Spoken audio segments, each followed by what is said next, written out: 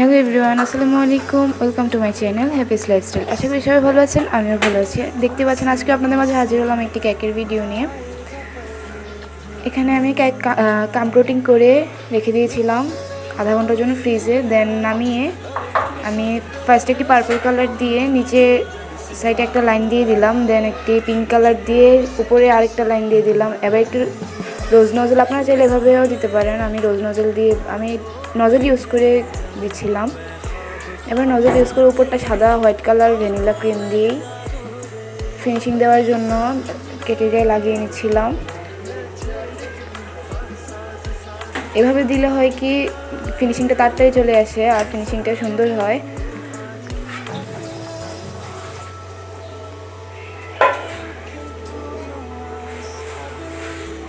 দেখতেই পাচ্ছেন। এবার আমি একটি স্ক্রেপার দিয়ে ফিনিশিং দিয়ে নিচ্ছিলাম সুন্দর করে। বেশি আলতো হাতে কাজটা করতে হবে, বেশি চাপাচাপি করা যাবে না। চাপাচাপি করলে কেকের গায়ের ক্রিম উঠে চলে আসবে। তাই আমি আস্তে আলতো হাতে ফিনিশিং দিয়ে নিচ্ছিলাম। যে জায়গায় ক্রিমের প্রয়োজন দেখব সেই জায়গায় একটু করে ক্রিম দিয়ে দিব। দেখতেই পাচ্ছেন কত সুন্দর হয়েছে ফিনিশিংটা। নিচে পার্পেল, দেন পিঙ্ক, দেন হোয়াইট। এবার আমি উপরটাও একটু সমান করে নিচ্ছিলাম। এটা বাটার নাইফ দিয়েও চাইলে করতে পারেন, আমি স্ক্রেপার দিয়ে করছিলাম তাড়াতাড়ির জন্য। যার যেটা ইচ্ছা, যে যেভাবে সুবিধা হয়।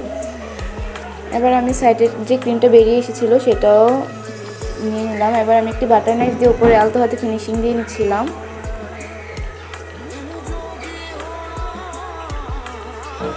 এবার আমি একটি স্ক্রেপার দিয়ে আবারও ফিনিশিং দিয়ে নিচ্ছিলাম। এটি ছিল একটি 3 পাউন্ডের ভ্যানিলা কেক। আমি এটিকে নিয়েছিলাম 1600 টাকা। দেখতে পাচ্ছেন আমি উপরে জিগজ্যাগ যে একটি স্ক্রেপার থাকে ওই স্ক্রেপার দিয়ে ফিনিশিং দিয়ে নিলাম। সাইডেও এই স্ক্রেপারটা দিয়ে আমি ফিনিশিং দিয়েছিলাম, তাহলে ফিনিশিংটা সুন্দর হয়।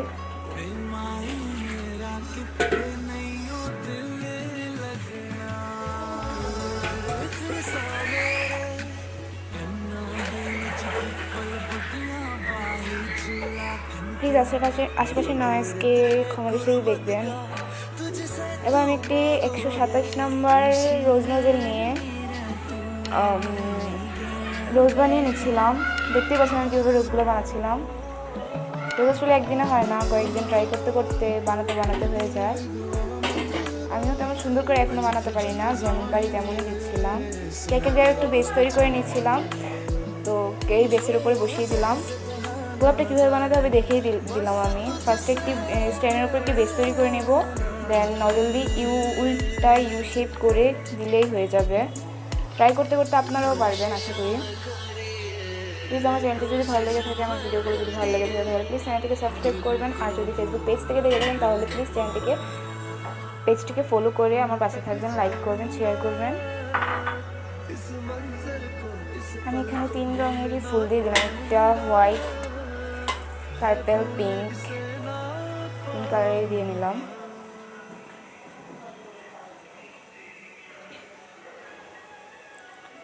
দেন আমি একটি 2M নজল নিয়ে ছোট ছোট করে ফ্লাওয়ার দিয়ে দিচ্ছিলাম। 2D নজল, সরি আমার নাম্বারটা ঠিক মনে ছিল না। 2D নজল দিয়ে নিলাম। দেখতে পাচ্ছেন আমি কীভাবে দিলাম। দেন ওই 2D নজল দিয়ে আমি ফ্লাওয়ার তৈরি করে নিলাম আর 2টি গোলাপ। ফার্স্টে পিঙ্ক দিয়েছিলাম, দেন পার্পেল দিলাম। এবার আমি সাইডের বর্ডার 2D নজল দিয়ে করে নিচ্ছি। সাইডের বর্ডারটি দেখতে পাচ্ছেন আমি কীভাবে একটা চাপ দিয়ে ছেড়ে দিব, দেন আবার চাপ দিব, দিলেই এই সুন্দর বর্ডারের ডিজাইনটি হয়ে যাবে। আমি বোর্ডেও একটু ডিজাইন করে দিলাম যেন সুন্দর দেখা যায় বোর্ডের উপর দিয়ে নিচে। আশা করি সবাই ভালো লাগবে। ডিজাইনটা খুব ইজি ছিল। দেন আমি 2D নজল দিয়ে আবারও কয়েকটা ফ্লাওয়ার দিয়ে দিচ্ছিলাম পার্পল কালার।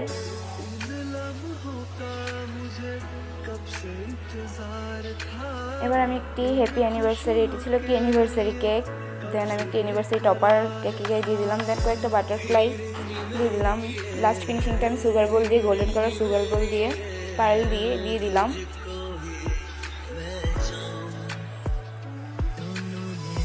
আশা করি সবার ভালো লাগবে। দেখতে পাচ্ছেন কেকটি কত সুন্দর হয়েছে। সবাই ভালো থাকবেন, সুস্থ থাকবেন, আমার জন্য দোয়া করবেন। সবাইকে আসসালামু আলাইকুম, ধন্যবাদ।